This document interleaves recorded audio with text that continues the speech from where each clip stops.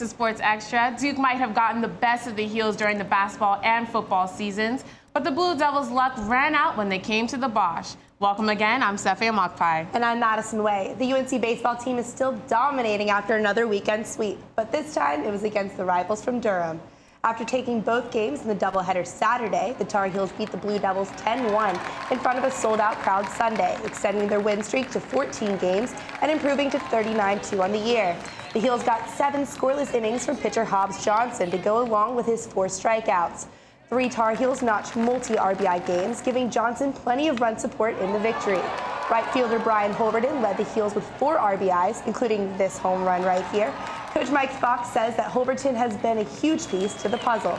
Yeah, Holbert's been he's been a big key for us. You know, we've moved him around everywhere, and we've hit him 1, 4, 5, 6, and he's having a really good year for us. He's very confident and has improved every year.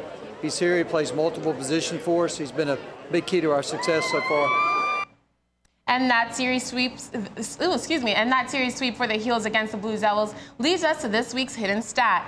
The Heels have 7 series sweeps this season. That's more than Carolina has ever had before. In both the 2011 and 2012 seasons, the Diamond Heels swept 6 series. This year's team has already beaten those numbers, and it has 3 more series left in the regular season against NC State, Georgia Tech, and Virginia. UNC and Duke are historic rivals on the playing field. But the teams joined forces after the game Sunday to fight against something besides each other. Ryan O'Rourke has a story. After a typical UNC vs. Duke sporting event, fans don't expect to see the teams exchanging laughs and conversation. But Sunday's matchup was a different story. It was the 4th annual Baseball vs. Cancer game, and players and coaches shaved their heads in support of pediatric cancer research. A tough day for us, obviously. We didn't play great, but when you think about what we're doing right now, it puts things in perspective and reminds you that there's bigger things out there. Former UNC baseball player Chase Jones founded the Versus Cancer Foundation. He found out he had brain cancer as a freshman in college. The foundation holds fundraising events throughout the country, and Jones says it's special to be back where it all started.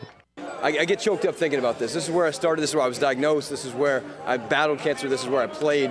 And now that we have this team coming together, this is where we're saving kids' lives, and that's what makes it special. 50% of the funds raised go directly to national cancer research foundations, while the other 50% are donated to local hospitals, such as the UNC Lineberger Cancer Center. Each year it seems to grow and it gets bigger, and everyone on the team looks forward to participating each year. People within the community have started to participate. Last year I think there were either 3 or 4 women who actually had their heads shaved. Whether it's women, children, or veteran coaches, Jones says there's only one word that comes to mind when seeing the faces of those who contributed to the $19,000 raised. Blessed. I'm feeling pretty blessed to be here as a survivor, but knowing that these guys are going out and saving the next kid. I mean, there's another better feeling than that. There's no bad blood between rivals when it comes to making a child's dream come true. In Chapel Hill, I'm Ryan O'Rourke. To donate to the Versus Foundation, you can visit vs-cancer.org, or you can visit our Facebook page for a link. The softball team remains competitive in the ACC. The Heels split their doubleheader against Georgia Tech Sunday. Carolina dominated the Yellow Jackets in the first game, but the second game was another story. Georgia Tech got an early 1-run lead and never looked back. By the top of the 4th inning, the Yellow Jackets were running circles around the Tar Heels as their lead increased to 8-0. It wasn't all bad for Carolina, which managed to make a comeback, but it wasn't enough, and the Heels lost 8-5, falling to 29-7 on the season. You can catch that last game of the series Monday night at 7 p.m. at Anderson Stadium. Both the men's and women's track and field teams are catching some well-deserved rest after an intense 3-day weekend in Raleigh for the ACC Championships. Evan Badler was on the track to bring you the action. The Heels went into the weekend looking to shake things up in the conference standings and wasted no time asserting themselves as ACC contenders. Carolina Multi shined on days 1 and 2. Freshman Tori Kemp launched herself to 2nd in the women's heptathlon, narrowly missing a gold medal. Carolina dominated the men's decathlon as Joe Hutchinson, Ryan Ramsey, and Paul Haley swept the podium. Hutchinson led the way, winning 4 of the 10 events, and says the Heels' success stems from good competition in practice. Every day in practice, when I turn up, I'm going to be going against some of the best in the ACC, and every day we can push each other and And I think that showed, especially as a group performance. RJ Olawanle and Ronaldo Radlin took gold and silver, respectively, in the 400 hurdles, scoring 18 crucial points for the men. Carolina has won 3 straight gold medals in the event. 1, 2, baby! Other Tar Heels earning all ACC honors include Leanne Farber, Jacinda Evans, and Cameron Overstreet. Assistant coach Steve Rubin is pleased with how the team has improved throughout the season. It was a great meet for the program. We had improvements all over the place, and we were a legitimate factor in this meet across the board. The Heels' performances dropped off a bit on the final day of the meet, and both the men and women failed to make the top 3 in the conference, something Rubin attributes to a lack of depth on the team. We were in the top 3 in a number of events, and we were scoring just about everywhere, but didn't have enough guys in there. The Heels will try to keep the ball rolling next season as they return several all-conference athletes and bring in a few young faces who can make an immediate impact. From Raleigh, I'm Evan Badler. Some of the Heels are looking ahead to the NCAA qualifiers next month. A disappointing weekend for the women's golf team. The Heels are ranked 11th in the nation and the second-ranked team in the conference. But things didn't finish that way at the ACC Championships in Greensboro. The Heels finished tied for 5th place with an overall score of 72 over par, 42 shots behind the winners from Duke. A pair of juniors finished tied for 12th for the Tar Heels. Casey Grice and Catherine Perry both shot 15 over par. The Heels now wait for a bid to NCAA Regionals May 9th through 11th. What role should athletics play in the university? That's the question Holden Thorpe wants answered, and why he's having a 5-member panel lead discussions about the topic, the Hunter Rawlings panel that began this weekend. Jay Billis, a former Duke basketball player and current basketball analyst, spoke at the panel, and he joins us now on the phone. So, Mr. Billis, what do you think the role of athletics should be at UNC and other institutions? Well, it's not a question for me. It's a question just for the university community. I tend to think that every student there has a life outside of class, and how they decide to prioritize that should be up to them, and it should be up to the institution as to how it wants to prioritize things. So just to clarify, are you saying that the NCAA as an institution shouldn't be worried about academics, or just not as much as it is now? Not as much. I don't think that's the NCAA's business, and I don't think they're very good at that. Every school can handle it. We're not going to have a one-size-fits-all system where everybody teaches the same thing, everybody has the same caliber of student, and their degrees are all worth the same thing. The best institution in the country, academic institution, can play the worst academic institution in the country in basketball on Saturday, and it could be one heck of a game, and we don't have to have a larger narrative that comes out of it. One of the main concerns administrators have brought up is the competing cultures on campus, athletics and academics, but you played basketball at Duke, so how separated were the two cultures when you were there? I don't know. I mean, I didn't give it a lot of thought. You know, I didn't think of myself as a student athlete. I really don't like that term, actually. I was a student when I was in class, and I was an athlete when I was playing. And I think we tend to overdo it a little bit. Like, college sports is an extracurricular activity. It's just sports, but it's not the be all and end all, and it doesn't have anything to do with academic standards. How closely do you think the athletics department should be working with academics and vice versa? I tend to think that the academic side should handle its business, and the athletic side should handle its business.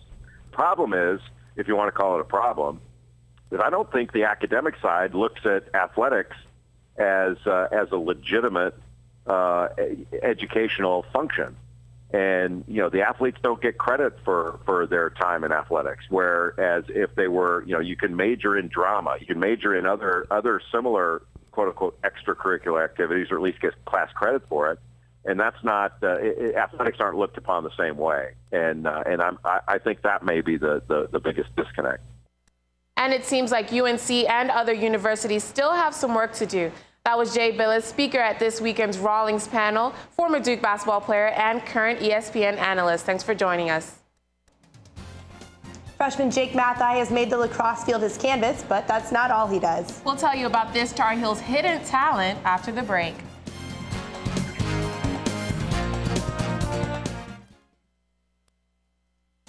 Connect with us online by liking the Sports Extra Facebook page and following us on Twitter @SportsExtra_UNC. Now it's time for This Week in Bad Stats. Bad stats? Horrible stats. Here goes. 132. That's how many batters struck out 4 times in one game last season. Wow, very good. Here's a tough one, though. 3 and 4. No idea. That's how many kids witness bullying. 3 out of 4. That's not a good stat. No, it's not, but it can change. Kids want to help, but they don't know how. Visit stopbullying.gov and give them the tools they need to help prevent bullying. There are plenty of safe ways kids can help at stopbullying.gov. Oh, those boys are much too much. Those boys are much too much. We got the spirit. We're hot. We can't be stopped. We got the spirit. We're hot. We can't be stopped. We're going to beat them and bust them.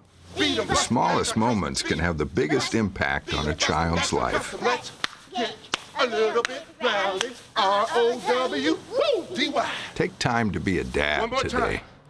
Oh, those boys are much too much. Those boys. I've seen and been a part of many comebacks in my career. To come back and win, you can't lose hope. Take it one play at a time. Grab every opportunity, and when you can, you make a big play. There are over 13 million people in the Horn of Africa affected by famine, war, and drought that are counting on us for help. As a team, we can help end this crisis. Text GIVE to 777-444 to donate $10. Let's start this comeback together.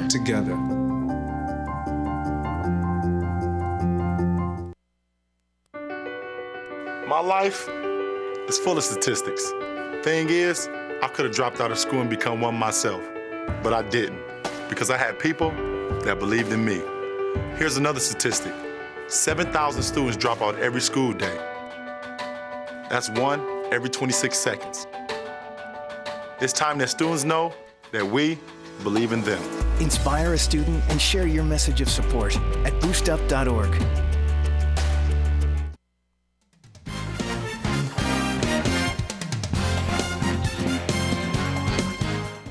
A strong finish to the regular season for the men's tennis team this weekend. The Tar Heels beat number 25 Wake Forest 5-2 in Winston-Salem Friday and blanked Boston College 7-0 at the Cone-Kenfield Tennis Center Sunday. The team honored seniors William Parker and Taylor Meyer, who were playing for the last time on the Carolina courts. The 2 co-captains will be leaving at the end of the season, but Coach Sam Paul is pretty excited about next season.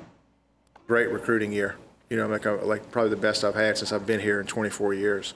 So we're really looking forward to it. You know, and again, the lessons that this team has learned from this pain that we had this year, you know, it's going to help us next year too. And we've got 4 really top quality players coming in next year that'll make an impact. All of them can make an immediate impact in our program. So we're excited for the future. Postseason for the Heels begins this week. Carolina should be an 8th seed in the ACC tournament and play against Miami Thursday morning. 6 in a row for the women's tennis team after beating Maryland 7-0 in College Park. And one member of the tennis team, Lauren McHale, learned to play with her best friend, her younger sister. But Marilyn Payne says the 2 sisters' tennis careers have taken different paths. Senior Lauren McHale started playing tennis and competing against younger sister Christina when she was 6 years old, but foot injuries in Lauren's high school career pointed her in the collegiate direction as her sister began USTA training. The young sisters were competitive, but since then, familial support has replaced fierce competition. So now that we've gone our different paths, like we are definitely very friendly when it comes to like playing with each other, just like back and forth, because we're not like competing against each other anymore. Playing in different tennis spheres allowed the sisters to eliminate sibling rivalry and also showed the downside to professional play. In the pros, like you're playing for yourself and nobody else. And it's really hard. Like I know my sister, she doesn't have many friends on the tour because everyone's out for themselves. They don't care how anyone else is doing. For the older sister, being a Tar Heel brought more than the chance to continue her tennis career. It's also allowed her to have the team environment that helps make tennis what it is to her. So we're always cheering for each other, and if you're down, you know that you're not just playing for yourself, you're playing for your team in North Carolina. Between having that team support on the court, having it off the court as she struggled through injuries in her college career, and the degree that she'll graduate with in May, Lauren says the decision to be a college tennis player instead of a professional one has left her with 0 regrets. And although her time playing here on Cone-Kenfield tennis courts is limited, her time with tennis in general is not. I'm going to travel with my sister for a year. be like a support system, help her like with some media stuff, and definitely be on the sidelines cheering for her. And after that year spent as a sideline support sister, I hope to like write for Tennis Magazine or work for Tennis Channel. So if I can't play pro, might as well write about it. With a reporting degree from the School of Journalism and Mass Communication and a strong tennis background, reporting tennis is something Lauren will certainly be qualified for. In Chapel Hill, I'm Marilyn Payne. Members of the women's tennis team are looking toward the preseason, but they're still celebrating a successful senior day match against their biggest rival. It was a chance to honor the 3 seniors who will leave the Heels at the end of the season and to think about the future of the program. Tillman Val reports. It always feels great to beat Duke. It's better when it's 4-0, and it's even better when it's the last time 3 players get to play on the Carolina courts. The team honored seniors Zoe DeBrucker, Lauren McHale, and Gina Suarez Malaguti before their last home match, an emotional moment for the top-seeded Tar Heel. I saw it my freshman year, and I was like, wow, like I wonder how that feels. And it's funny because everything was happening, I was getting the flowers and stuff. And as soon as I realized we're already, walking into the locker room, it went by so fast. And their 4 years went by really fast as well. Their best memory? Well, hopefully it's when we win NCAAs. After an indoor national title this winter, the team and its seniors are looking forward to the first NCAA title of the program's history at the end of the season. We want to get like women's soccer and men's basketball and field hockey and in lacrosse and all these programs that have won national championships here. So we're hungry to do that. So we want to put our stamp on the program here in North Carolina. That's the hope for this season. But what about next year? The team is losing its top 2 players, 3 ladies who all have been All-American and have been part of the best 4 years in the program's history, with 2 ACC championships and an indoor national title. But Coach Brian Kalbas says his program has the resources to adjust to the losses. Other players have to step up. We got 2 talented freshmen coming in, so we're really excited, for this year and how we're going to finish. But next year we still should be pretty good. The Tar Heels have been #1 for 10 weeks now. They hope to occupy the same spot at the end of the season and in years to come too. In Chapel Hill, I'm Theo Manval. Be sure to check our Sports Extra Facebook page this weekend. We'll have daily videos from the ACC tournament in Cary. 6 straight wins for the 5th-ranked men's lacrosse team. The Heels beat High Point 28 Saturday at Fetzer Field to wrap up the regular season. 15 different Tar Heels scored goals in the game, including Marcus Holman, who broke the school record for consecutive games with a goal at 28 in a row. The 7-game winning streak is the 2nd longest for UNC since 1993. High Point's first-year program struck for 6 consecutive goals in the 3rd quarter, but couldn't trim far into Carolina's lead. This game marked only the 3rd time the past 12 seasons that the Tar Heels have scored 20 or more goals in a game. Marcus Holman says he hopes the Heels can carry on their winning ways in the conference tournament. We want to just continue what we've been doing for the past 4 or 5 weeks because we're riding this win streak out, and we're confident and we're excited, and it's one of our goals to win the ACC championship, and we're ready for the challenge on Friday night. The Heels start the ACC tournament this weekend at Kenan Stadium. They'll take on Duke Friday at 7:30 p.m. Freshman midfielder Jake Mathai has been a standout this season on the lacrosse field, and he also has a hidden talent most people don't know about. Jennifer Brodish has a story. Freshman midfielder Jake Mathai has Carolina lacrosse in his blood because his dad was also a midfielder when he played lacrosse here from 1975 to 79. He spends most of his time at Carolina playing lacrosse, but when you don't find him here on the field, odds are he'll be here in the studio. He's a studio art major, and he attacks his painting the same way he attacks lacrosse. You devote a lot of hours, just like anybody else would, and it takes a lot of mental focus sometimes. So it's different to a lot of other aspects of school, but I find it extremely rewarding, but also meditative. Mathai estimates that he has painted more than 100 paintings, in addition to many other drawings since he started. But if he had to pick his favorite... This one particular painting of that I did of a place on Martha's Vineyard where I go to in the summertime. It's where a lot of the themes of my work come from. And it's a big piece, oil on canvas, and it's of a very large sailboat. Since he's been at school, he hasn't had as much time for projects of this magnitude. So he's been focused on a smaller canvas. I paint vans. This has kind of been like my way of putting things on canvas, but which is obviously on shoes. My friends give me shoes, and I paint usually their school from where they're from or going to school, and put the mascot on or the name of the school. And if this lacrosse player painted a pair for himself, chances are they'd be 100% Carolina. In Chapel Hill, I'm Jennifer Brodish. Mathai has been nominated for Most Artistic Athlete at the 2013 Rammys, Carolina's athletics annual awards show, which will take place April 29th. She might wear Carolina blue when she's on the field. But this Tar Heel has ties to 2 different shades of blue. Next on Sports Extra.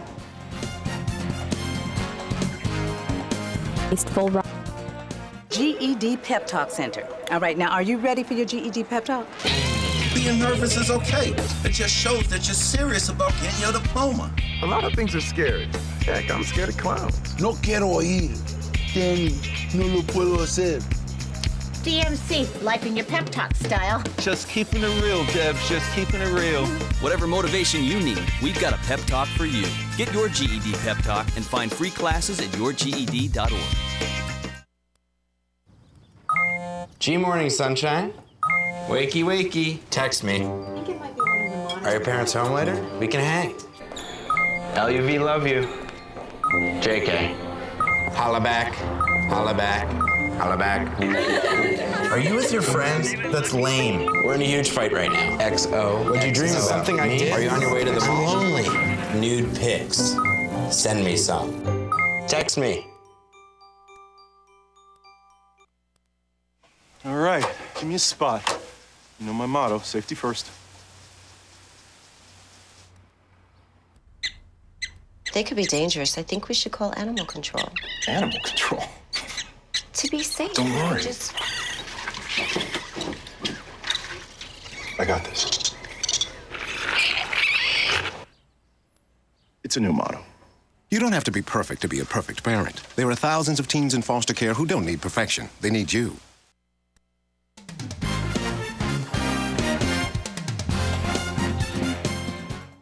We have a pretty good idea about what the Tar Heel basketball team is going to look like next year. And joining us live in the studio to discuss is analyst Julian Caldwell. So Julian, James Michael McAdoo and PJ Harrison are coming back for their junior seasons. We know this. What does that mean to the team? Cefe, it means that the Heels are returning some much-needed firepower. Hairston is a lethal threat that the Heels need to have, that is aggressive and can get his own baskets and get going anytime that the Heels or himself needs to, especially from deep behind the three-point arc. And then inside you have James Michael McAdoo. He's athletic, runs the floor, has a mid-range game, and that could create a big mismatch for opposing slower and bigger power forwards. So the two, Hairston and McAdoo combined, attributing 29 points per game. So that's big that the Heels have returning.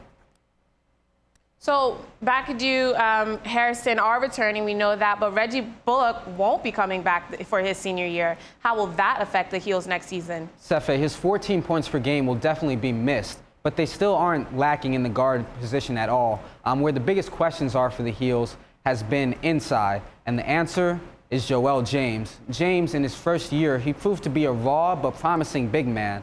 As we're seeing some of Hairston right there on the screen, but James has been a raw but promising big man in his freshman year. He's developed some skills like some hands down low, a good touch. Those will only improve as he gets more experience. In the offseason, he should work on his footwork, getting some real go-to moves down under the basket, which will definitely be important with McAdoo not being your traditional back-to-the-basket post player. Well, thank you so much for that, Julian. We definitely look forward to the team next year. That was Julian Caldwell live in the studio. Anytime Carolina plays the Blue Devils, it's meaningful. The field hockey team had a heated spring scrimmage against Duke last week. Rennie Sukier says for one player, the rivalry plays a bigger role off the field than on it. UNC sophomore Lauren Sheely is the first ever Division I athlete to receive the Robertson Scholarship, a merit-based full ride with a focus on leadership available to both UNC and Duke students.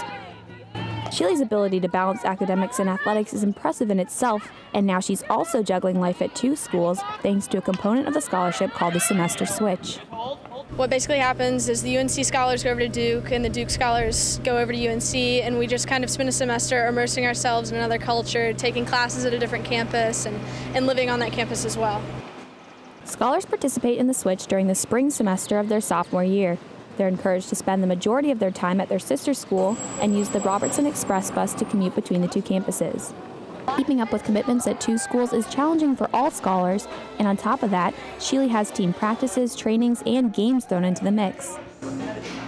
It's been pretty crazy as an athlete. I've been back and forth almost daily between the two campuses. Despite the hectic schedule, Associate Head Coach Grant Fulton says the switch has been nothing but beneficial for Sheely. Her being at Duke, I think, is a wonderful opportunity for her. It's a great mix of cultures. She's learning a lot by being there, and she's a great example for UNC. But after spending so much time in Blue Devil territory, does Sheely still consider herself a Tar Heel born and bred? Oh, 100%. I would never cheer for Duke. 1, 2, 3, heels! So even though Sheely's wearing 2 shades of blue this semester, we all know which one she looks better in. In Chapel Hill and Durham, I'm Brenna Sukier. Sheely will be back at UNC full-time this fall and says although she's enjoyed her time at Duke, she's a Tar Heel at heart. They're everywhere on campus, and it seems like every athlete has one. We'll take you on a scooter joyride when Sports Extra returns. Don't forget to tune in to our sister shows, Carolina Week at 5 p.m. every Wednesday on Time Warner 24 or Campus Channel 34, and Carolina Connection at 8:30 every Saturday morning on WCHL 97.9 FM. Packers, Vikings, Red State, Blue State. We come from different places. Uptown. But when we live united, we create real lasting change in the education, income, and health of our country. United. Real change won't happen without you. So give, advocate, volunteer, live united. Sign up at liveunited.org.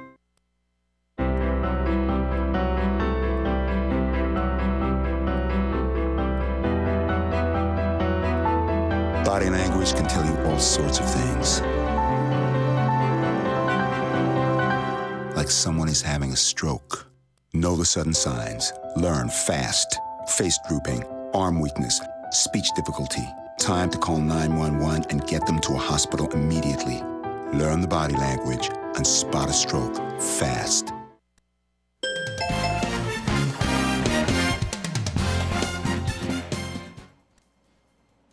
Carolina athletes lead busy lives, traveling from class to practice to games. It leaves them in a pinch for time. Georgia Walker says some athletes have found a way to solve that issue. They're everywhere.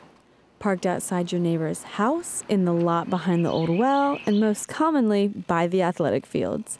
It's easy to spot UNC's athletes cruising across campus on scooters. Lacrosse player Paige Hansen says athletes need scooters because parking with a car is tough on the wallet. And paying for parking all day is really expensive. So it's really easy. I can park my scooter right in front of my classroom and then just hop on it and drive over to practice.